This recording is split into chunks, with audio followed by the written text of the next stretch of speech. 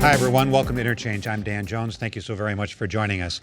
Of course, tonight we're going to talk about all the cries for more gun control following the tragic shootings at the Sikh temple in Oak Creek. And with the hotly contested Republican primary for U.S. Senate just days away, we'll see whether everyone thinks Tommy Thompson is still the odds-on favorite to win. And we'll talk about the NASA Explorer vehicle Curiosity and whether it's been worth billions of dollars exploring Mars. Okay, let me introduce everybody. We have longtime newspaper columnist Joel McNally. Kevin Fischer, former broadcast journalist, political analyst, and oftentimes a fill-in host over on WISN Talk Radio. Denise Callaway, community affairs and public relations professional. And education consultant and local job creation expert Gerard Randall. Rick Horowitz will be along with commentary at the end of the show. All right, the first thing we're going to talk about is the shooting at the Sikh temple in Oak Creek.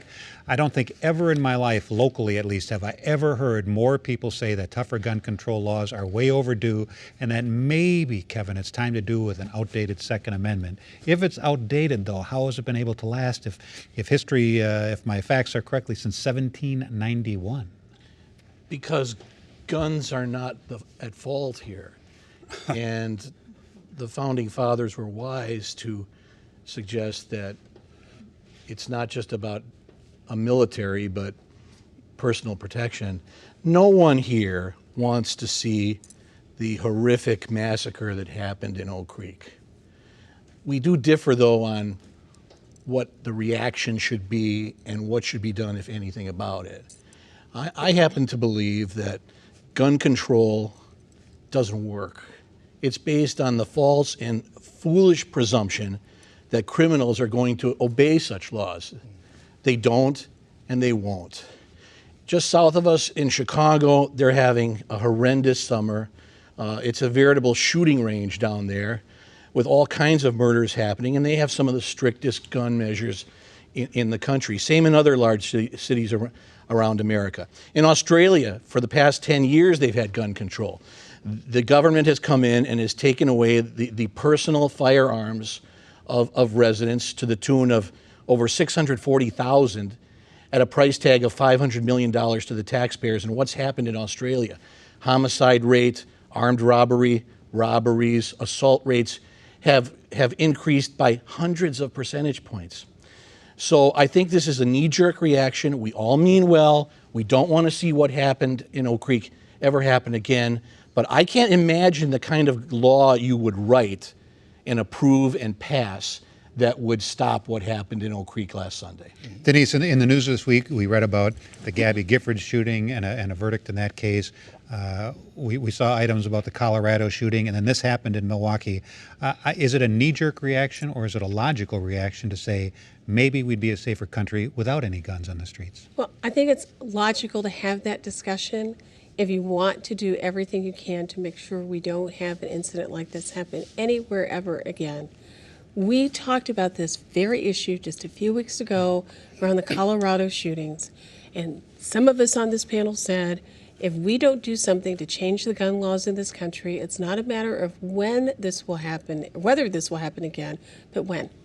And it's horrific in many ways, but because it happened here to a group of people who are nothing but peace-seeking people, to a woman who was murdered as she was praying. What we have got to do in this country is say, you know, if we're going to talk about what the Second Amendment is, the way we ought to change things, the way we ought to actually change gun laws in this country is to limit the kinds of weapons that people have. You don't need the kind of weapon that was used in these murders to go deer hunting. You don't need to have rounds and rounds of magazines, as was the case here and also was the case in Colorado.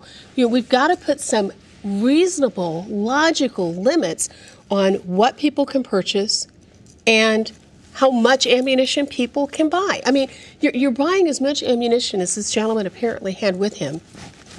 What are you waiting for? World War III? Well, apparently because of the hatred and sickness in his heart, that is what he was waiting for.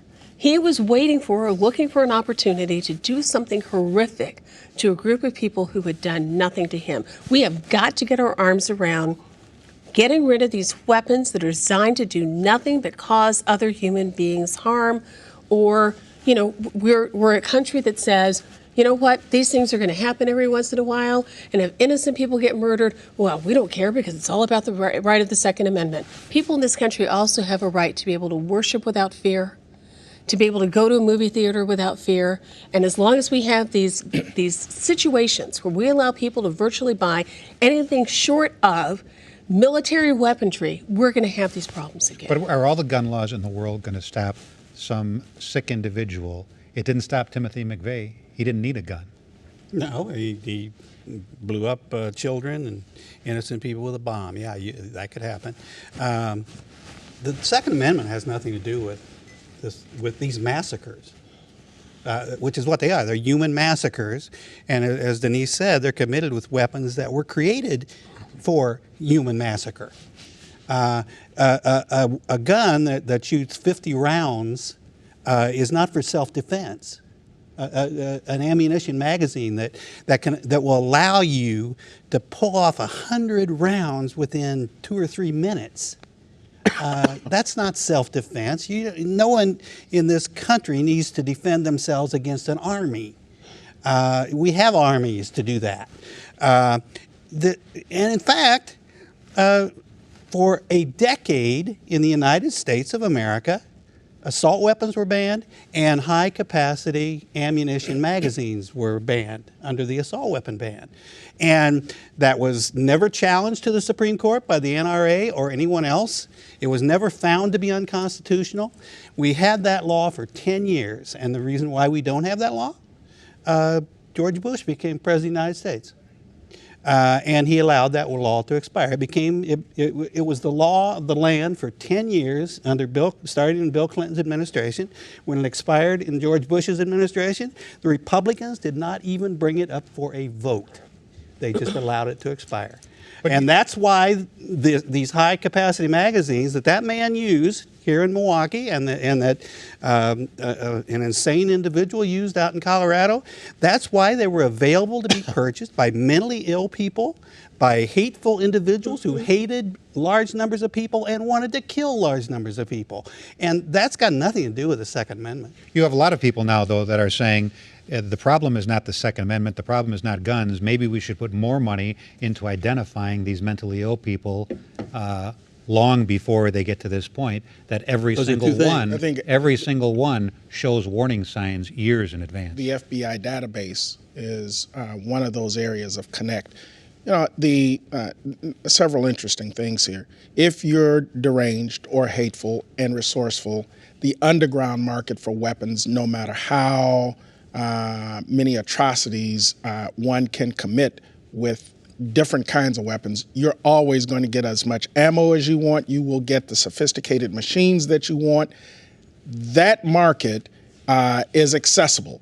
And if you have laws that prevent honest people, sane people from having those weapons, it still won't stop those that want to get after them. That market is there. But this individual bought these legally. He bought them legally, and he could have gotten them illegally given what he wanted to do. It would have been harder to get them illegally than just to go buy them legally. But he would have got them nonetheless. And second, it's interesting that after 9/11, when the Sikhs were at the White House meeting with President Bush about some of the restrictions that were placed on them in air travel because of that small little dagger that they carry, they began then to actually think about this whole restriction that we have on weapons and asking for some more reasonableness in how we created laws, how we interpreted laws that would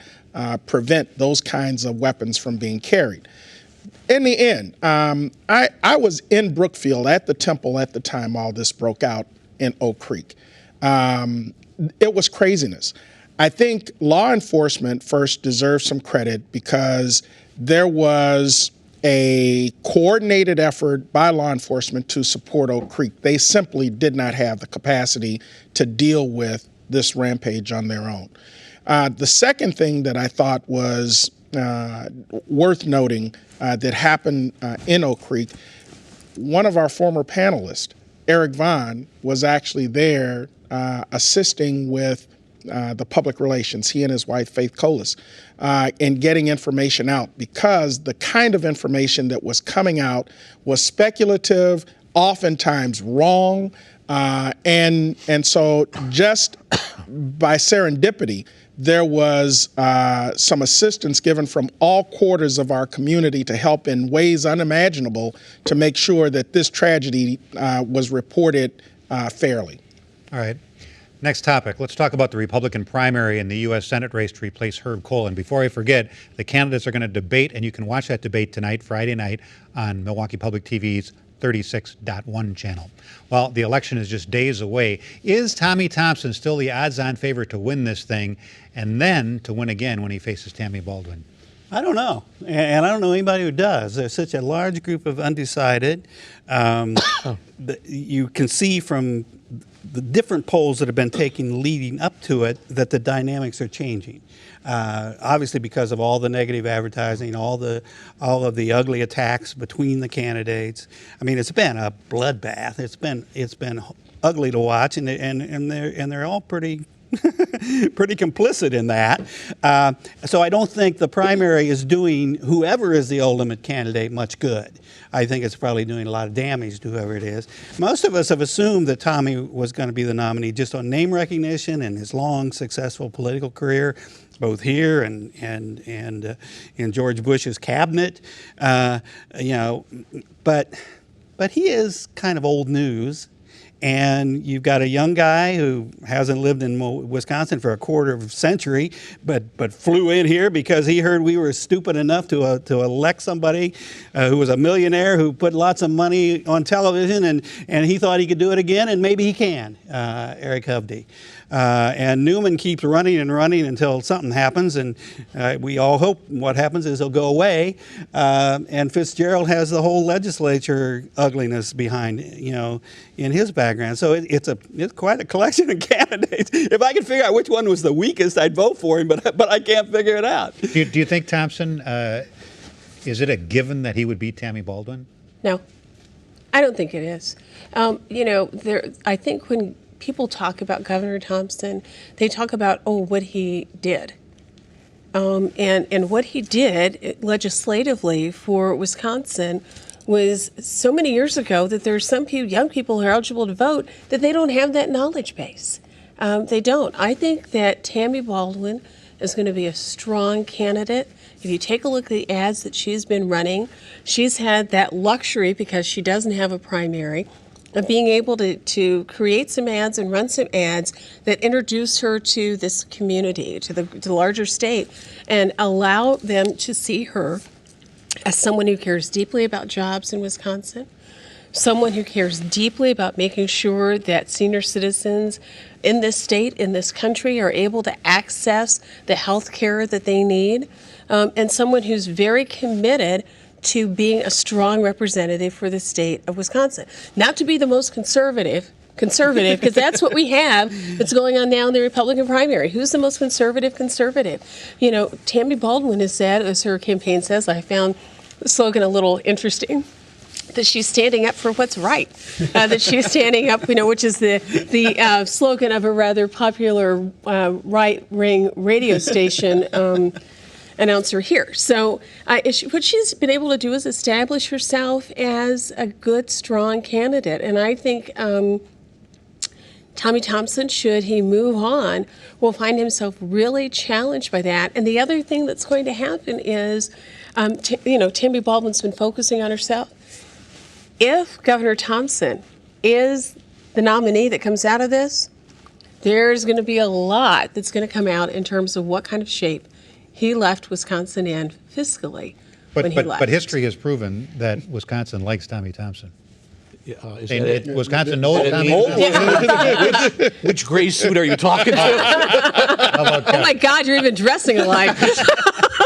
Wisconsin knows Tommy Thompson, and history has proven Wisconsin loves Tommy Thompson. Wisconsin remembers Tommy Thompson unless you're 10 or 12 or 15 years or old. 21 or 30. And if you want to, and those people don't really vote. If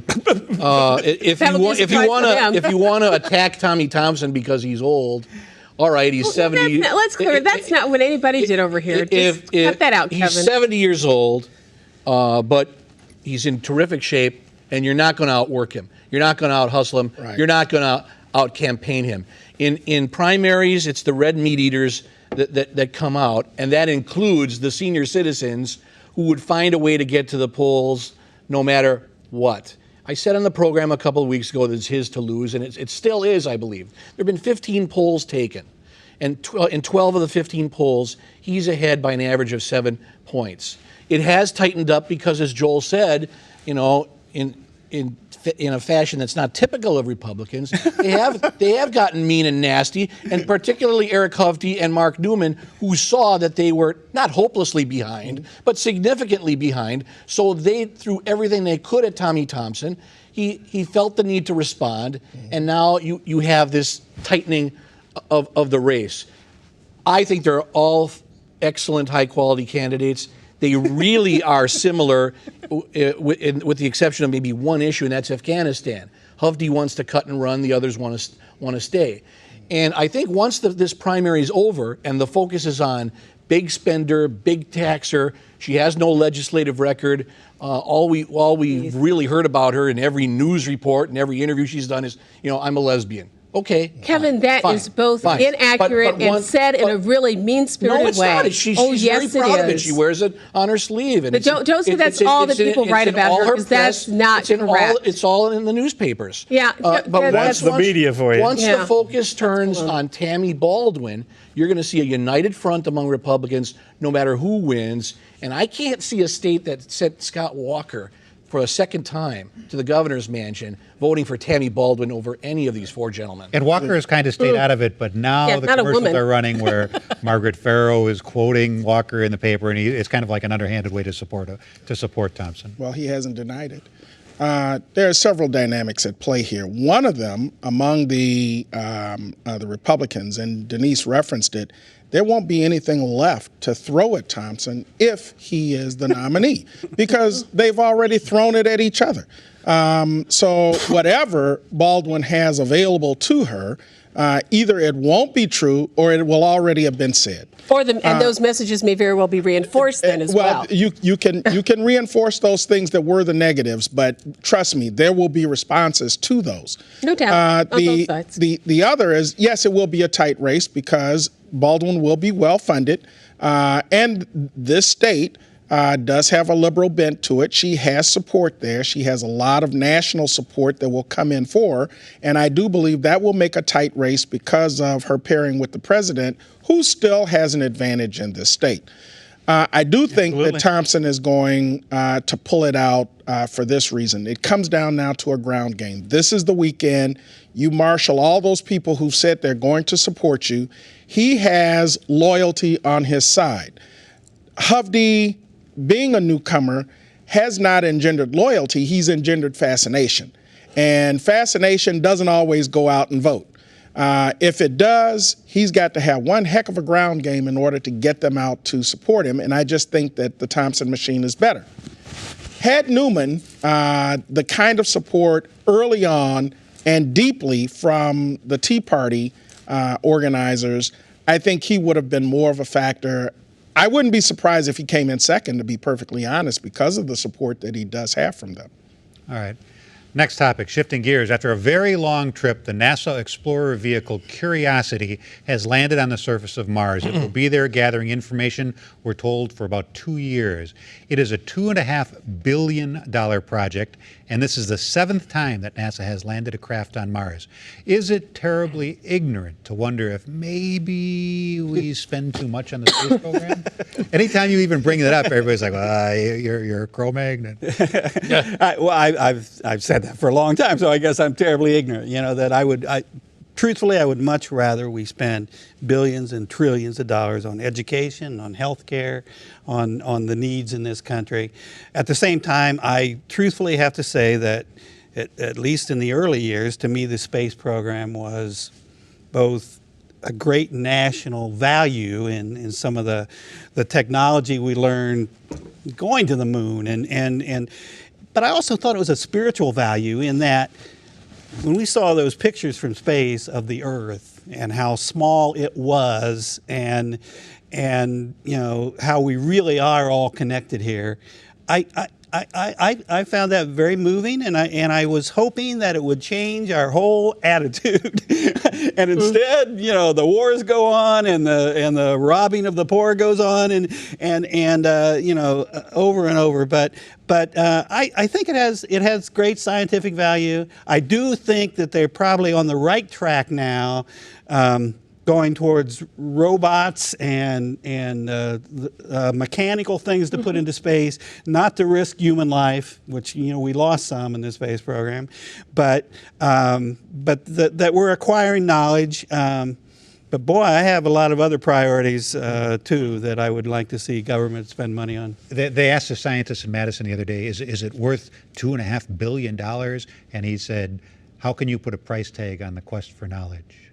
Well, I would say, how would that $2.5 billion have been able to be used right at his own institution to quench the quest for knowledge that some students have who can't afford to go to any of our flagship institutions because of the rising cost of tuition?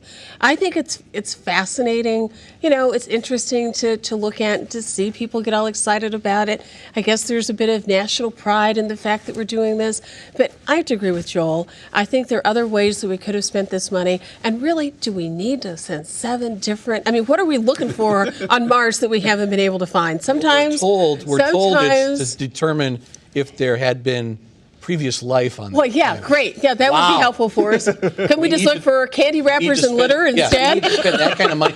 Understand that there are all kinds of Wisconsin ties to this particular mission. UW-Madison and a Marquette grad and UW Green Bay, and they've done marvelous things with the software and making sure that this rover that's going 13,000 miles per hour can land at a safe speed on the planet. And that to me is just, wow, that is above my pay grade and then some. And I understand the intangible of the American spirit of exploration and pioneering. However, the space race ended July 20th, 1969, when we landed on the moon. It's over. There's no need for this. And while I'm not a scientist, I'd be hard-pressed to buy anybody's argument that we as a planet are going to benefit from this particular or any previous expeditions. And yes, we could be spending that money, who knows, on finding the cure for cancer or AIDS. We'll never know. And with all the fiscal problems we're having here, it boggles the mind that we're shooting it up there. You know, people got excited when they saw Neil Armstrong walking on the moon. People got excited when they saw the space station and the spacewalk. Only 30 seconds. Do people get excited anymore? Some people still do get excited. I get excited because I think we're approaching new boundaries that we haven't approached before. But if you, and the space program isn't as high on our list of funding priorities as it had been in the past, but more of the exploration, because of the spin-off technology that had been referred to, is now being funded privately. And so that percentage of space exploration that's funded by the government is much smaller than what it had been in the past. All right. We're going to go back to Oak Creek for just a minute. Rick Horowitz was as shocked as anyone by last weekend's killings. But in at least one sense, the murder weapon, he wasn't at all surprised, and he's not at all interested in keeping quiet about it. Rick. So this is where they warn us not to politicize yet another mass shooting by noticing that it's yet another mass shooting. Sorry, I don't take instructions from the NRA, not from its leaders, not from its spokesmen, certainly not from its apologists and lackeys in politics or the media. The NRA. Why don't we just get rid of the smokescreen and call it what it's really become, okay? The National Rampage Association. How many more mass slaughters by gunfire do we have to live through? How many headlines that say gunmen kill Sikhs or gunmen linked to hate groups? You don't see knifemen in the headlines or hammermen. There's a reason for that. Could some of these people have committed their particular carnage with a knife instead, with a hammer, with a bomb? Maybe, some of them, some of the time. But most of them don't. When it comes to killing, quick, efficient, mass killing, guns are absolutely the weapons of choice. So why in heaven's name would you want to make it easier for them, more convenient for them? That's just nuts. But that's the NRA's mission in life. They're the death lobby. Don't politicize a tragedy. They keep saying, it's the NRA that's been politicizing tragedies, every one of them, by making it clear day after day, year after year, that they were ready to target and to take out at the ballot box any elected official who even dared to suggest that there are too many guns out there, or the wrong kinds of guns in the wrong hands, or too much ammunition, or too few safeguards. It's the NRA, its leaders anyway, who insist that they won't stand even for reasonable limits on gun ownership or firepower. It's those same NRA leaders who claim to speak for sportsmen and hunters, when what they really do is give cover to psychopaths and haters. Now, if politicizing something means recognizing that our country has a serious problem somewhere, means identifying the factors that contribute to that problem, for instance, that mass shootings are mass shootings, means understanding that those contributing factors deserve a public discussion and maybe even some corrective action, if that's politicizing, bring it on. Because right now, the NRA is getting away with murder. Well, thank you, Rick, and thank you so very much for watching. Enjoy the rest of your weekend.